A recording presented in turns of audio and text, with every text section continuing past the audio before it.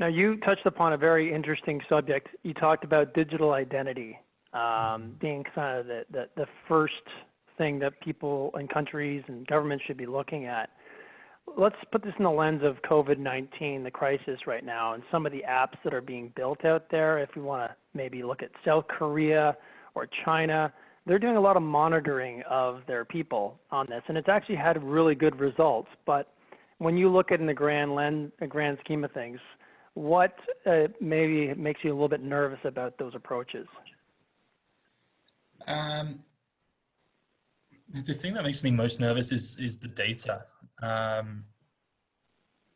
As Mother Nature's fast-forwarded digitization aspect, it creates, I mean, it was already termed as the most valuable asset on the planet, data over oil. And this is our main focus at Liquidus. We're building a federated digital identity system which tracks, monitors, and stores your own personal data and gives you the option of sharing it if you want to. The question really comes down to, who's monitoring this data and who's building the system, who's building the technology behind the scenes.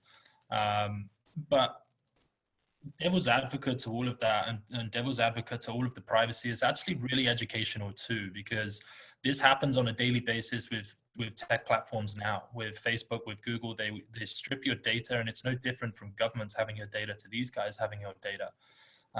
So it's really opening the eyes of and allowing, every single civilian to look at what governments are doing around the world with data to cast their opinion on whether they think it's correct or incorrect. And then we can apply that back into the technology industry too. But the only real thing that solves this issue from technology companies or governments is a blockchain-based digital identity solution.